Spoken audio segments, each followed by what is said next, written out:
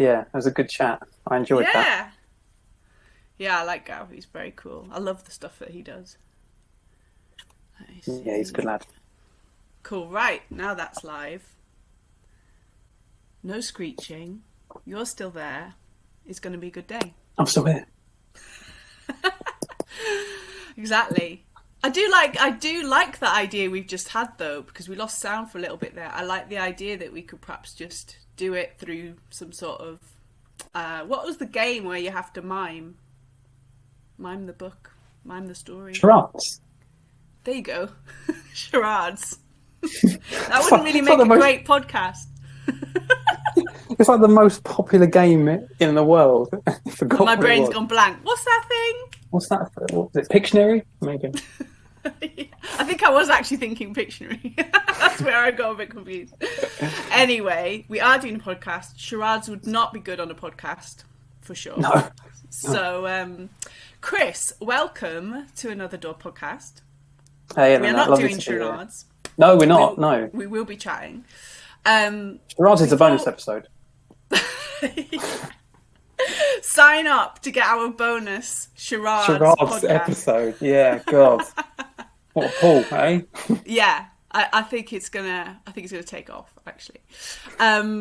Right, get stuck in. This is my last podcast chat of this series, and I think that's why I've gone slightly delirious. I'm like, right, this, it's really weird when you do your last chat of the series because you have a break and then you have to rethink again, get all the guests booked again. But now I'm like, wind down, but wind up. So anyway, this is a good one for that. Chris, before we get stuck into what we're talking about, which is discovering less, which is a brilliant topic, tell us a little bit about yourself and then we're going to talk less. That's amazing, isn't it? This podcast is going to be 2 minutes long. That's how you do less. My name is Chris Lovett. It's a real name. It's not a made-up name. It's not a stage name. Lovett is actually my surname. I've currently a bit of a digital nomad. So I'm, as you can probably tell by my accent, I am a Londoner. Born in the hood of Croydon. Cronks represent. And when it got to about 2015, 2016, I had everything that you are supposed to have in life.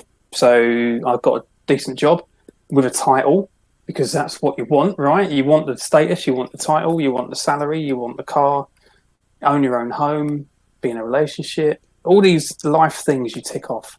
But a dog? Is a dog on that? It wasn't at the time, but doggy now. Yeah. And yeah, it was a lukewarm life. It was just a bit average, really. And I was always busy, and I loved telling people how busy I was because then that told people how important I was. And yeah, I had all these kind of aspirations to do stuff like play the guitar or join a band or go traveling, and I just never had the time because I was so busy.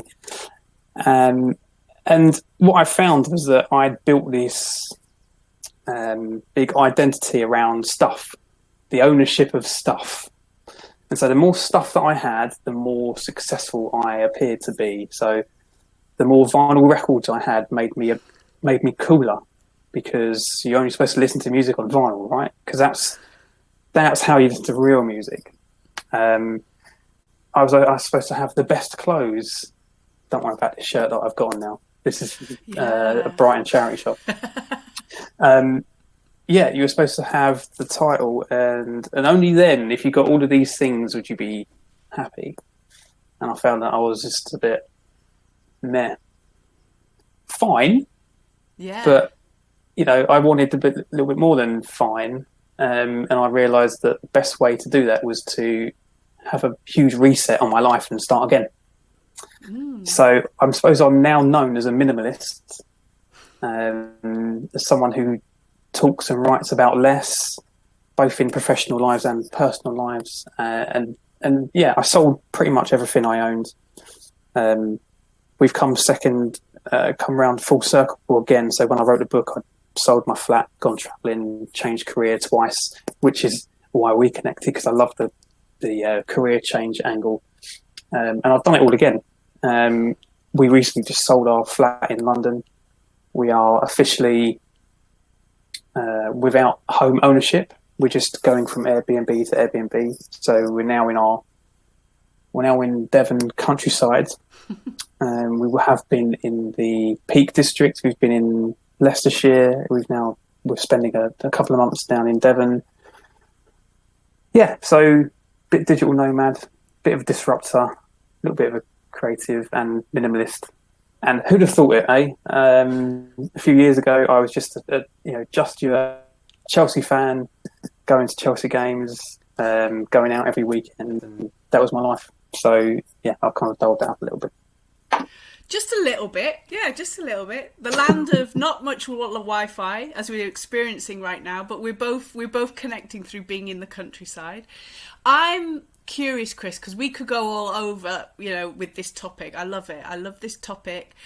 The bit that I would like to start in is the moment that you decided to do something about it, because I think a lot of people will resonate with what you said. A lot of people will go, well, yeah, that's probably me. Even me, I'm kind of going, yeah, I'm literally surrounded by stuff, like just books especially. I'm a total book addict, and I'm looking around going, I was going to talk to you about that.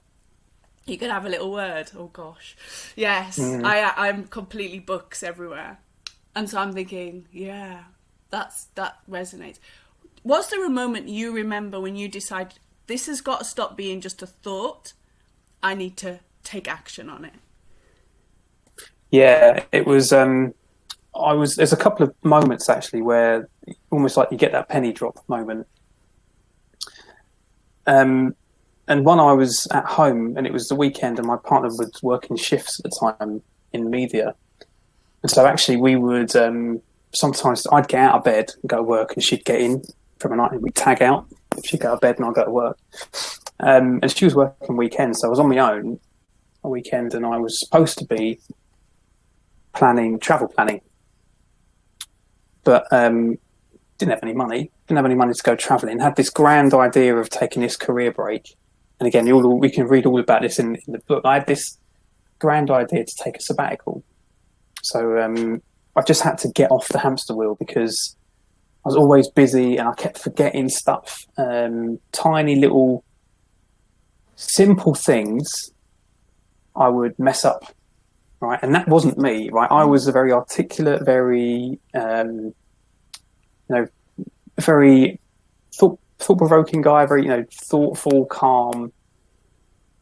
But I just kept making little silly mistakes, like booking the wrong dates for gigs or booking the wrong times for flights and all. And I was like, this ain't me. This is not. And it was, my mind was just cluttered up with stuff, mental things to do. And weekend, I was sitting in my front room and I was looking around and I was like, look at all my DVDs I've got. It's like, there's about a quarter of them still left in the cellophane wrapper. I've not even made the effort to watch. But clearly they're so important. They consume my living space, my place of calm, the place where I call home, right?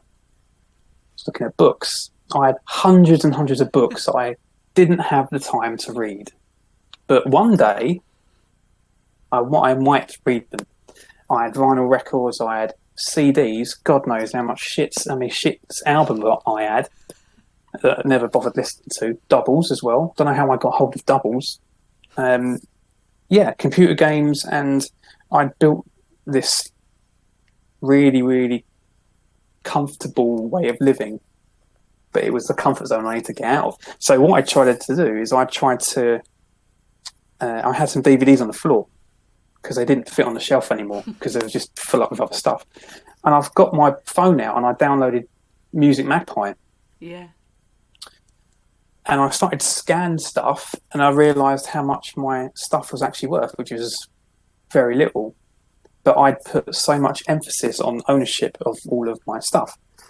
And so I scanned a load of DVDs and I was like, if I get rid of my DVDs, I can actually save a bit of money, which might get me out of debt, which might help to pay for a flight or, going to Canada, or also it'll free up a bit of space. So I went round for the whole weekend. I went beep, beep, scanning everything that had a barcode on it. And by the end of the day, I was sitting there a little bit like Gollum, hadn't eaten all day, like just still in my pajamas from the morning, hair all dishevelled. But I was surrounded myself with all my DVD stacks of books, DVDs, computer games, a lot. And I was like, this is my life. I've imprisoned myself in all of these stacks of things. And I was like, if I just let them go, I've got a little bit more money in my pocket, and I'm free to then have a bit of karma in my home. And so within 72 hours, they were boxed up and gone. And my life just felt so much lighter. I didn't make the connection then. Yeah. I didn't even know what decluttering was then. But I felt so much lighter. So I went back into work on like the Monday, Tuesday, and I was like, guys, did you know if you got rid of all your shit, you'd feel amazing? And everyone's like, well, why would I want to do that? And it didn't resonate with me then. It's such a different way of living. So then that led on to various other things, and we were looking at like the sofa bed that no one ever came round and slept on. It's stuff in the spare room. I was like, do we need any of this stuff? And so, we ended up selling pretty much the majority of the stuff that was in our flat because we never used it. It was all there just in case. And so rather than play a reactive part in my life because of my stuff and things like that, I was a bit more proactive. So I was like, I can save more money. I can actually give this stuff that no one's really using, like my vinyl records that I was never really listening to, I can give them someone who will actually get a bit of love and attention out of it. Yeah. So that's where it all started, Eleanor, and then it's almost gone snowballed from there. And I realised how much useless work I was doing, and it all went into like the psychology of stuff, and that's how I kind of got this minimalist mindset now, where I look at things and I go, is this going to add value to me or to someone else? And if it doesn't, I don't bother doing it. Yeah. That's I like the fact you started with something that we're probably all sitting there going, oh yeah, I've got that pile of stuff. Yeah, I wonder how many people now are looking around their flat or looking around their home going, yeah, you know what, he's tapped into something there. I've had them books for years and never read them. Or I had stuff in the loft and it's just there collecting dust. So and it's why the message kind of resonates with a lot of people, because we've all got stuff. And it's a simple place to start. That's what I like about it, because I think I work with people who want to do amazing things, but they never get started because it feels too overwhelming. So we have to break it down. And that bit that you've just described, we can all do.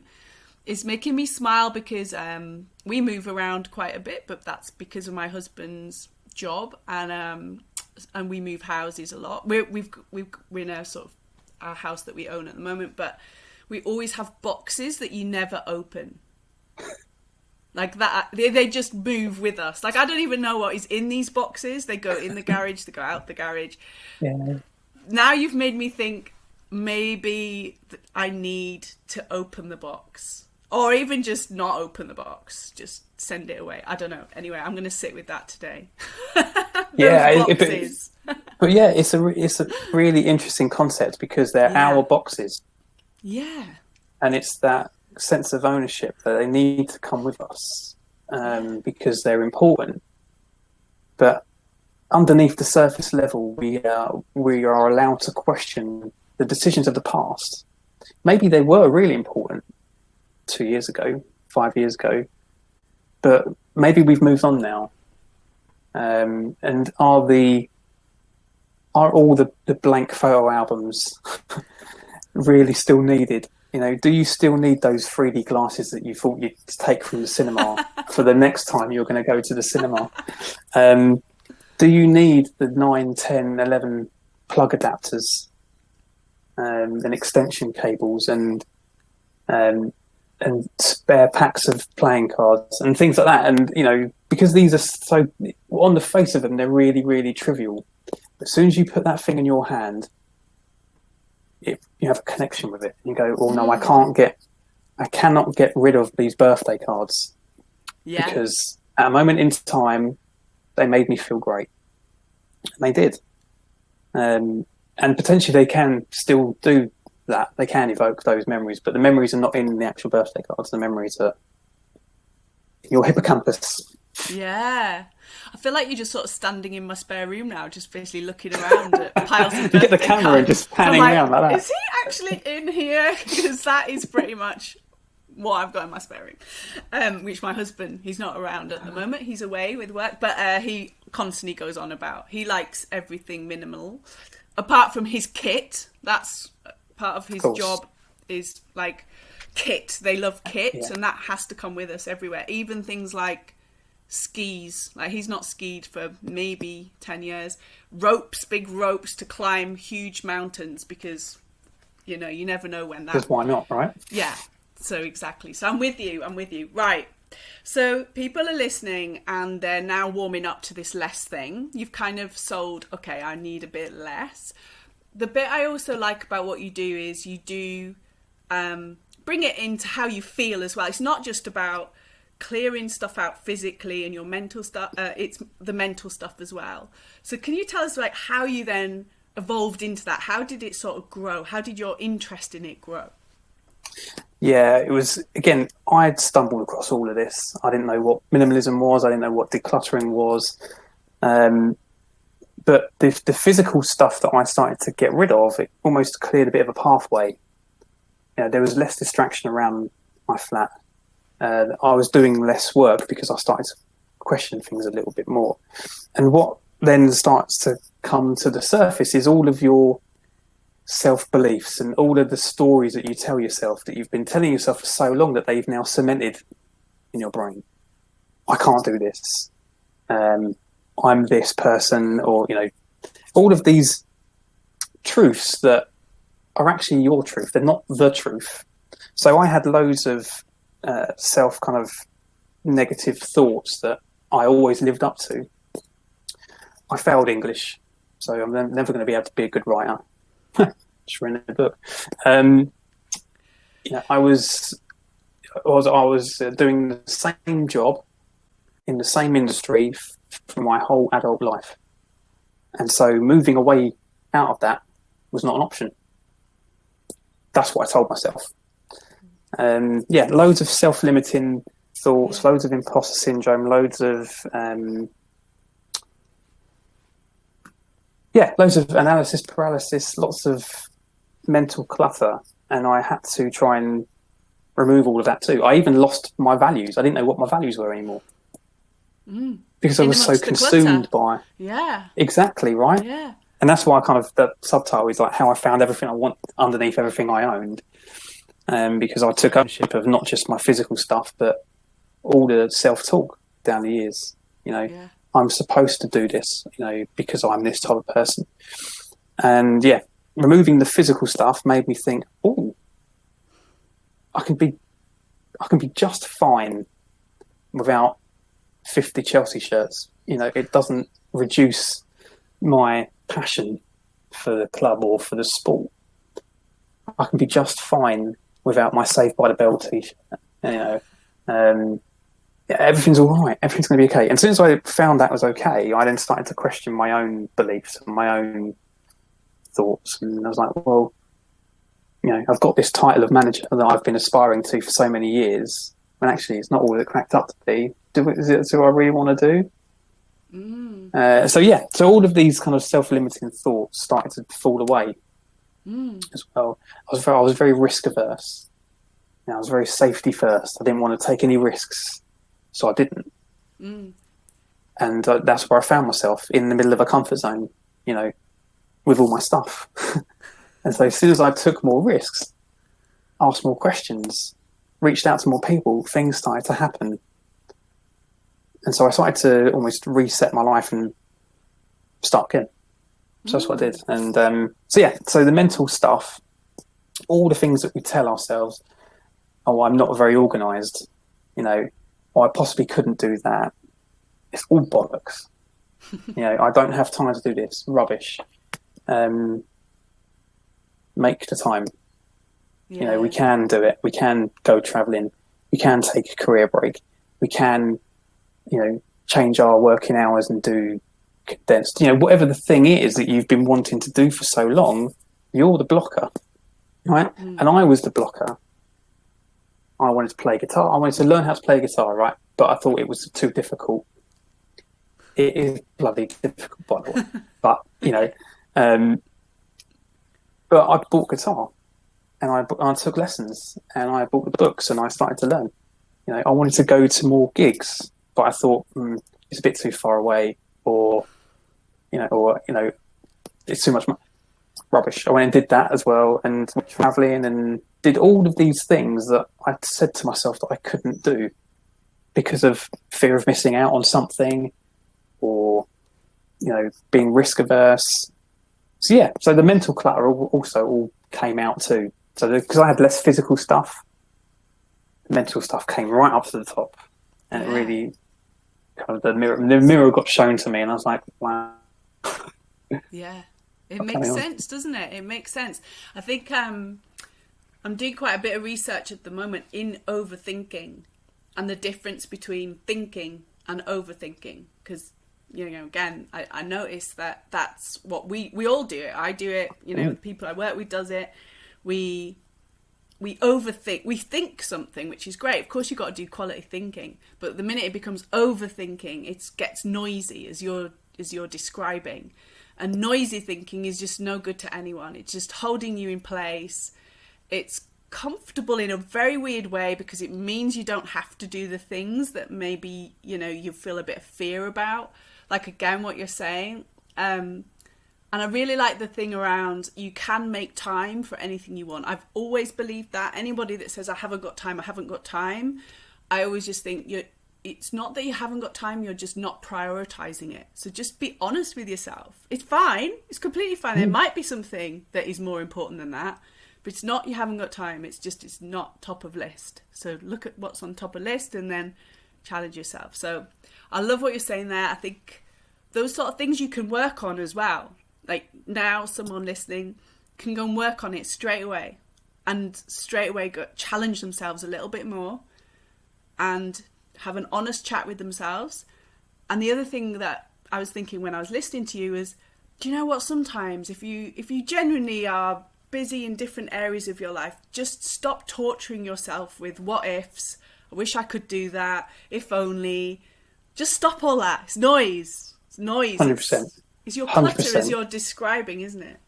100%. And the two that I use, and I hear it all the time, is just in case.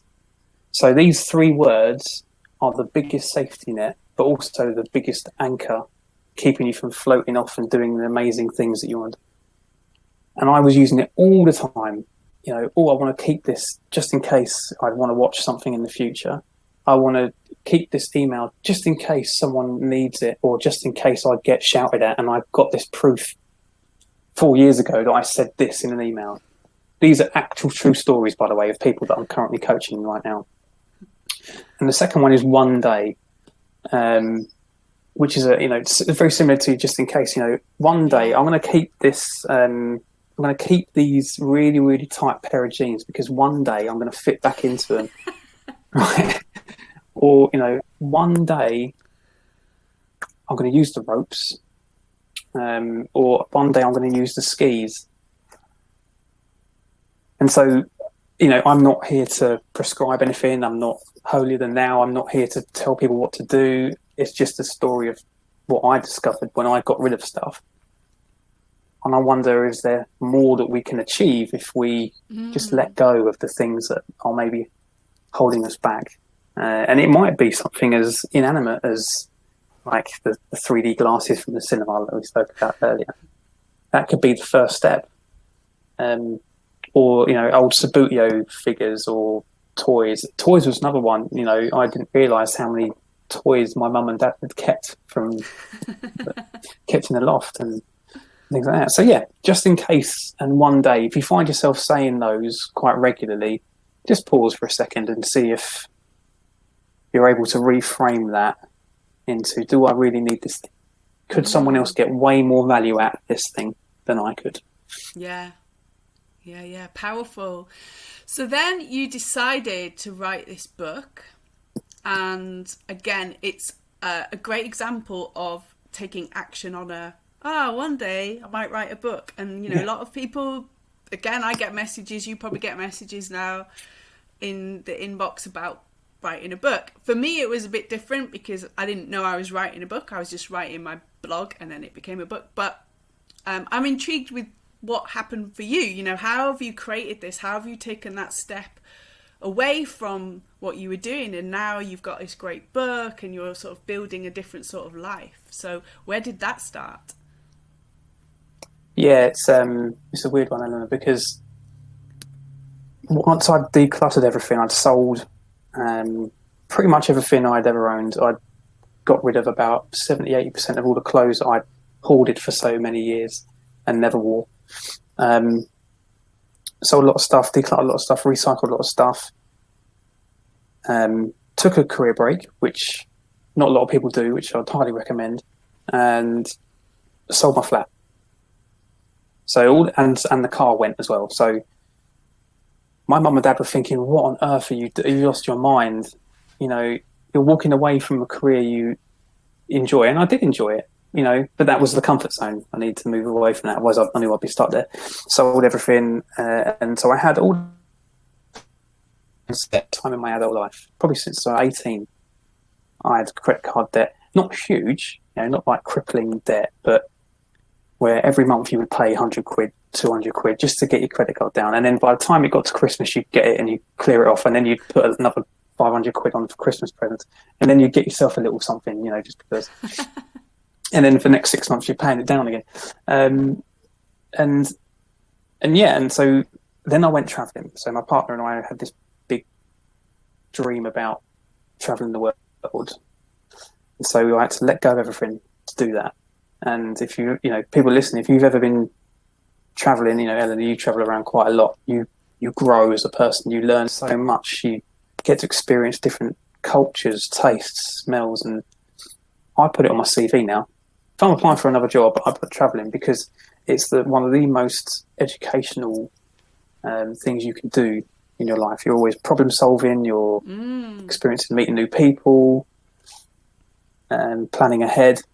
Yeah, getting yourself out of sticky situations, all sorts.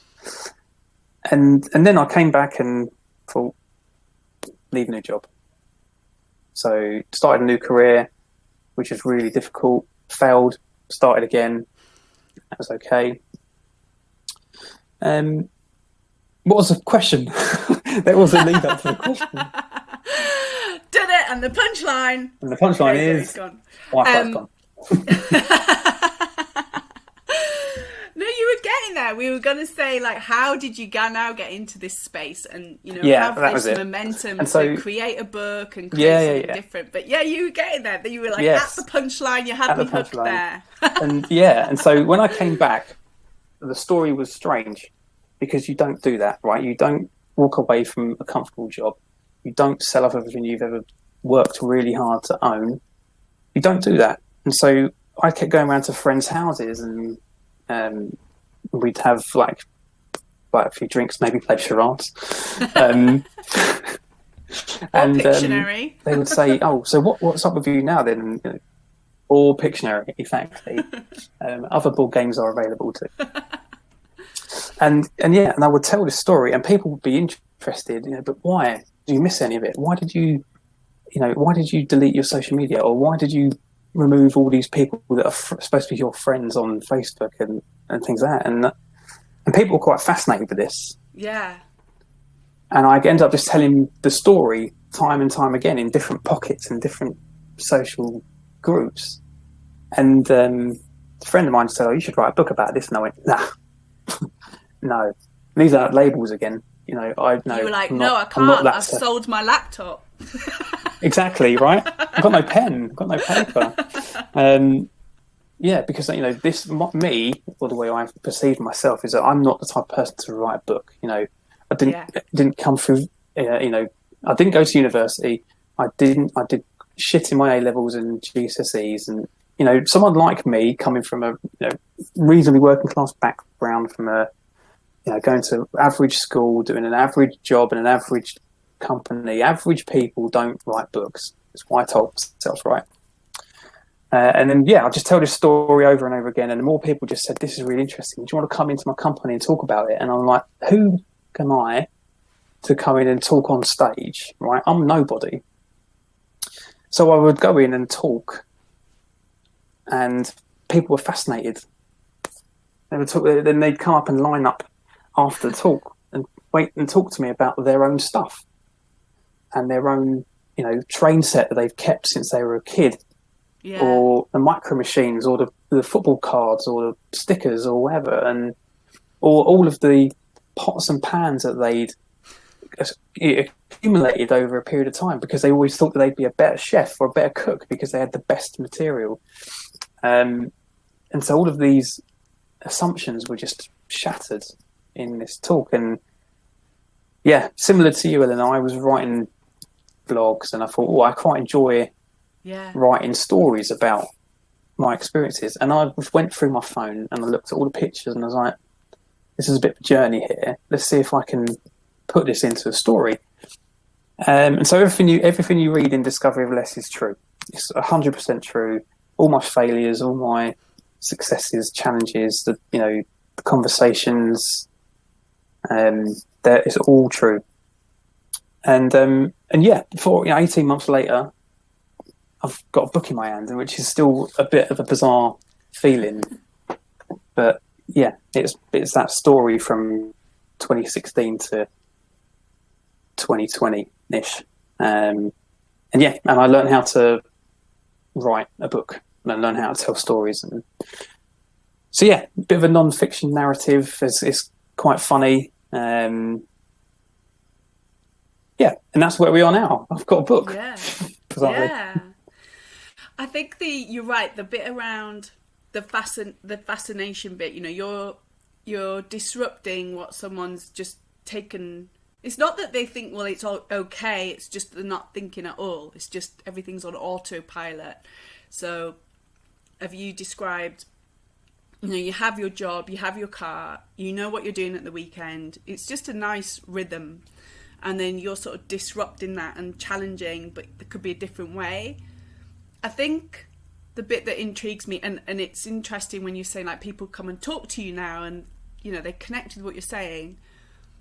What is it what is that leap for people, and your journey as well? So you're giving up that comfort zone. You're going to this space of something completely different. What is that leap? What's going on there?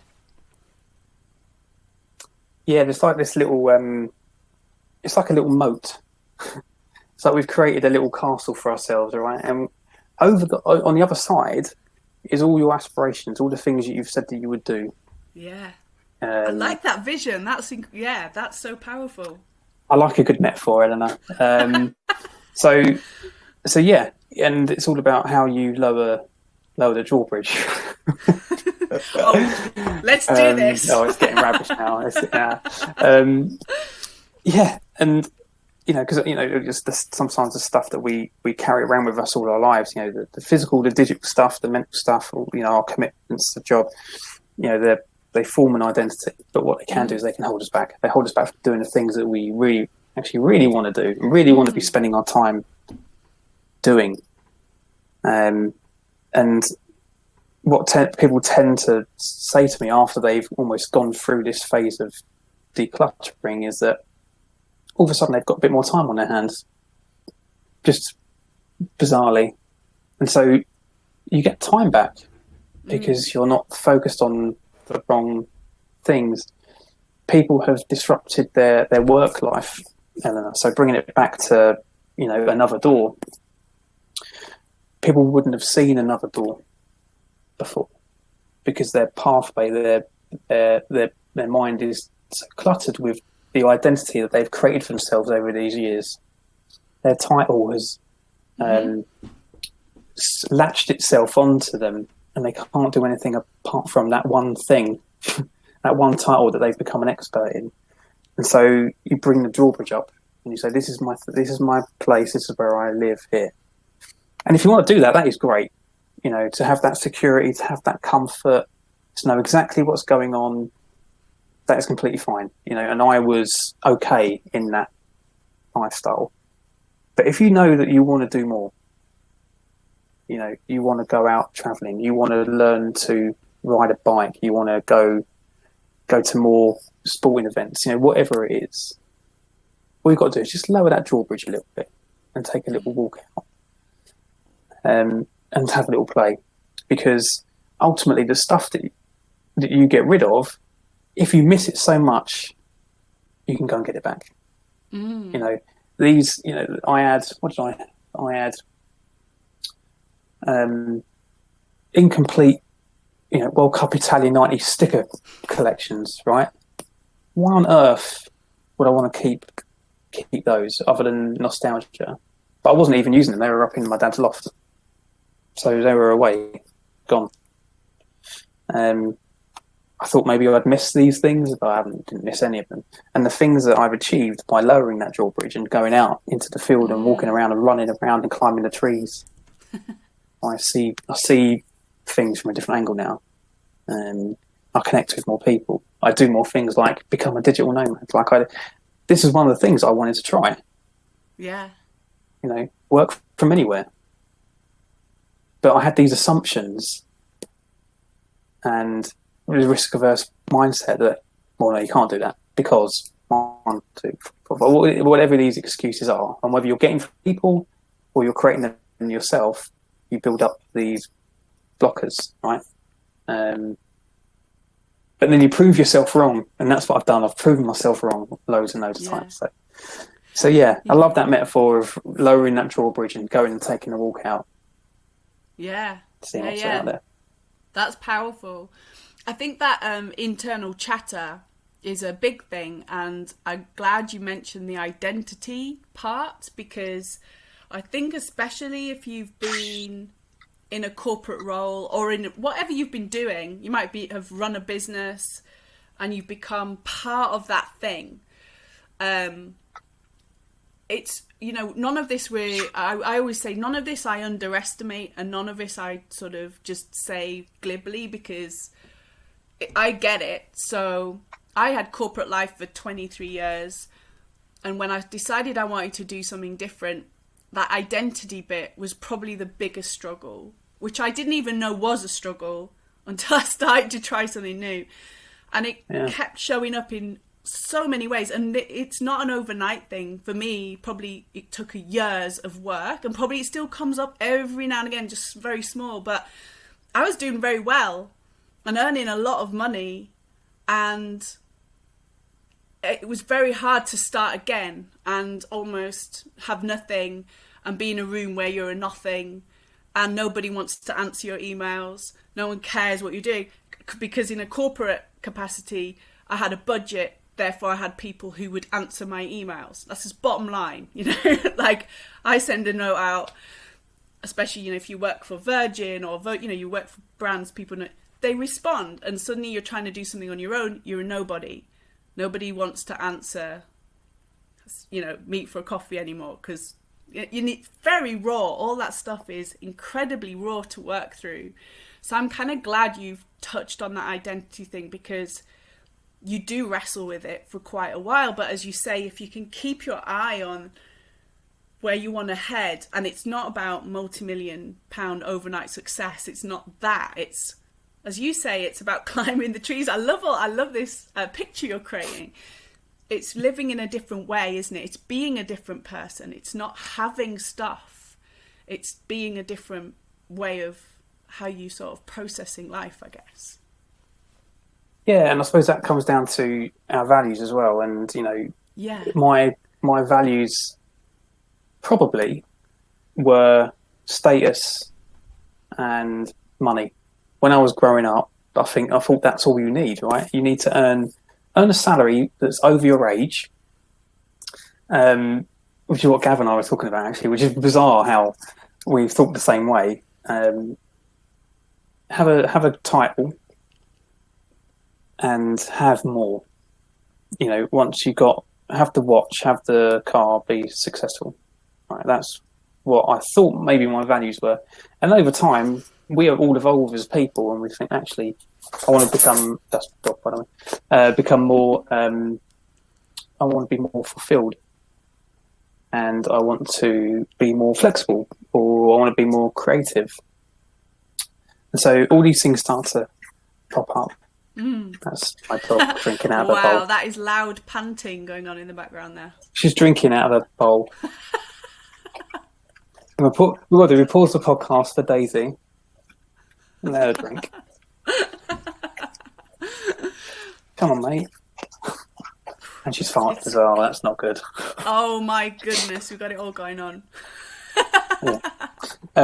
So anyway, yeah. So our values might change over time. So the identity, the job, the thing that we were doing might not necessarily now connect with who we are as a person as we've moved forward in life, as we've got family, or as we've moved house, or have interests have changed, etc.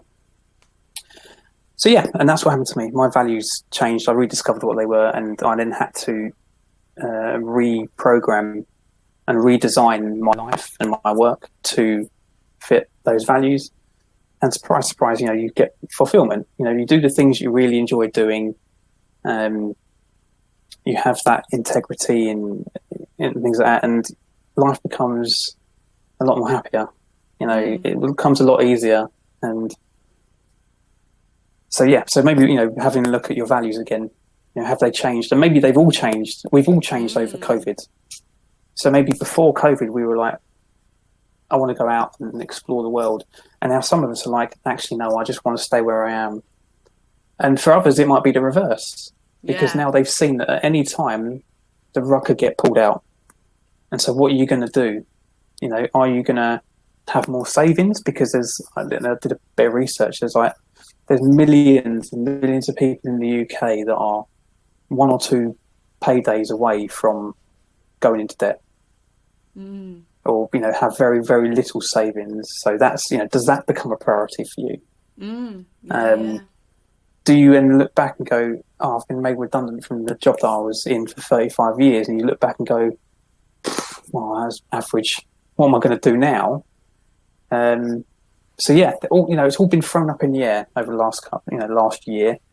And in the book, I write about how we've spent so long indoors with our stuff, and did it give us that sense of safety, security? Did it hold us back? Did we reconnect with it? It's like, because we probably reached out to a lot of people to see how they were. Maybe people that we hadn't connected with for a while. Maybe we reached out and gone, hey, how are you getting on? Is everything okay where you are? But did we reconnect with all the stuff in our bedroom, or the stuff in the cupboards? Because that now was the perfect time. That last year where we've been indoors was the perfect time to get out that board game that you said you were going to play if the electricity ever went down. Right? That was the exact same time that you had that time to read those books that you said, once I've got a bit of time indoors, I'll sit down and read these books. If you read them and played those games, fantastic, well done. If you didn't, now's the time to challenge your own thought process. So you actually, could someone else, less fortunate than me, get value out of these books? Even in a roundabout way, could you give yourself a little pay rise by selling off all the junk that you've hoarded for years in your loft? Potentially. So yeah, so lots of changing of values, looking at what we want to be doing with our life now post COVID. And I think that's a good place to start. And the bit about values can sometimes be quite people get a bit lost in that at the beginning as well, because it's kind of an alien thing that you've probably not done before.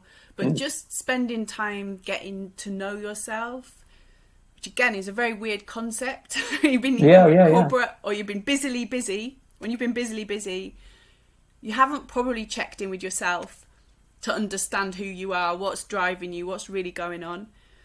And that's the start, isn't it? That's what you're describing. It's just get to know yourself a little bit. What is going on for you? And I think the biggest message that I've taken from what you said is you can have an easier life. So we get a bit wedded into, well, this is just how it is. And the drama. I think we've all probably got drama people around us. Yeah. And we know of people who like a good noise, a good noisy drama. And this is just the way it is. It's all right for you. It's all right for them. This is the drama.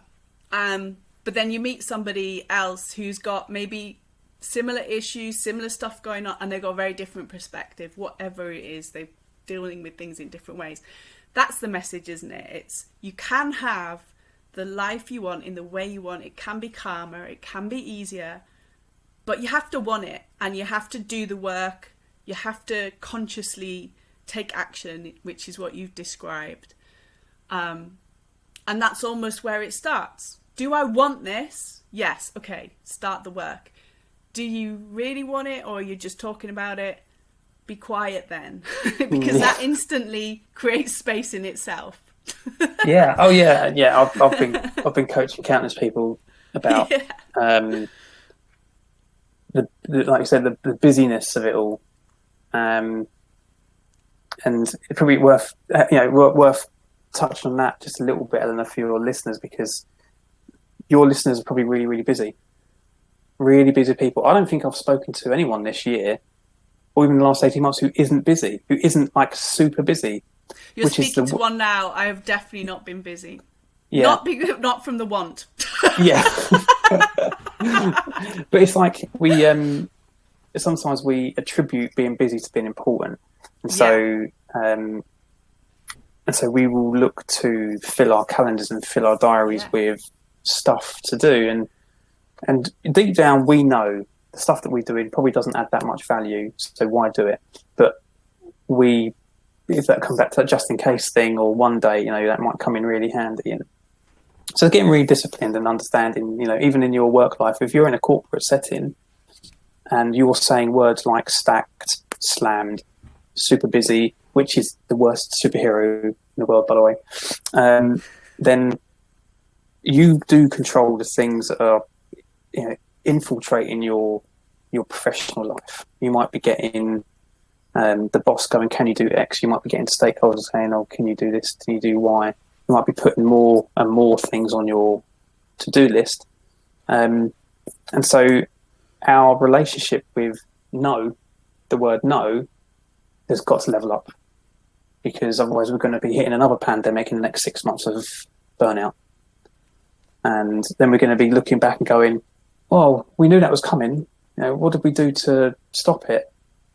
And I don't want to be listening back to this podcast in 6 to 12 months, Eleanor, and going, well, half of my coaching clients have gone off sick because they've been overworked, right? We need to put our line in the sand and go, we've got to stop. Got to stop. And it's okay to say no to people. And it's okay to say no to your boss and go, look, you've just given me 5 things to do. You're now going to give me the 6th. Which of those 5 things you gave me before is now less important than the new thing you're going to give me? Because I can't do the 6, 7, 8, 9 things in my 35-hour, 40-hour working week, because now you're going to be taking over my weekend. So yeah, there's a whole thing I can talk about. The art of saying no, probably one for another podcast. But But yeah, we've got to defend our time, and we've got to defend our values. And once you start doing that, you play life by your rules on your time, rather than by someone else's design. Because if you live your life by someone else's design, that's no life at all. That feels like that is the place to end this chat, because that's the important message, isn't it? Is owning it. Own your space. That's it. Oh, I love that. I love that. Is that the end of your speech on your stage and you sort of drop the mic and walk off? No, I should do now though, right? I should do now. I don't need stuff, including this mic. Drop. Yeah, electric feedback, all going off. And then me tripping over the mic wire. Standard, So no, generally when I go and talk about stuff, I generally just end it by getting people to get their phones out. So again, this is something I did with Gav.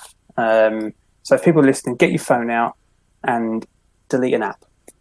Delete an app that you've not used for God knows how long. So maybe that you went to a national park 6 years ago and you had to download an app to pay for parking.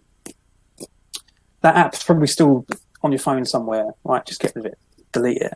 And if you go through, if you're hesitant, just stop and wonder, am I going through this just in case thing, or one day I might use it, right? And again, just challenge yourself on those things. Next level, delete, maybe unsubscribe from an email that you'll keep getting deals or promotional stuff from places that you've bought things in the past. Do you still want that, or are you just deleting it every day? You're getting really good at swiping. I'm a pro at swiping stuff, a pro at deleting. Just unsubscribe from one thing and see how you feel. And then generally I just say to people, imagine a life with less, less stress, less consuming of stuff, less work. And then imagine life with more, like more time, more money, more energy. Yeah.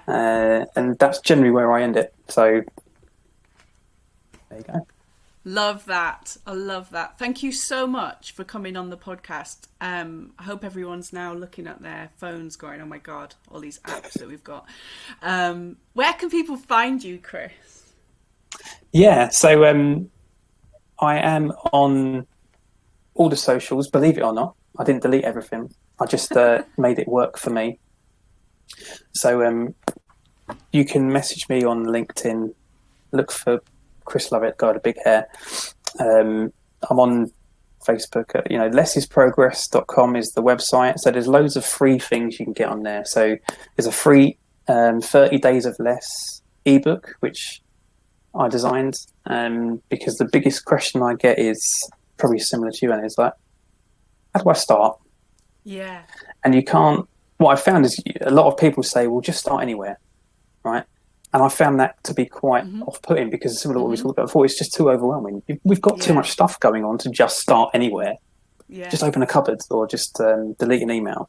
So this kind of talks you through understanding a little bit about values and why. What could you do with more time? What could you do with more money? And obviously the Discovery of Less is the book, which is out now.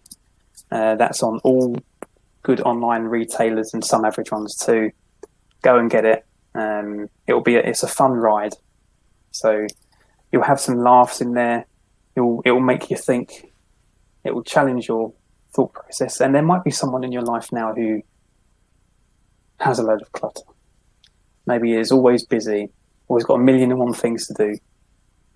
Go and buy this book for them. I really enjoy it. Love that. Thank you so much. It's been so good having you. I'll be checking it out for sure. And now looking, as I say, at my apps and my book collection and everything else. Thank you, Chris. You have a good day and I look forward to catching up with you soon. Thanks, Eleanor. Loved it. Take care.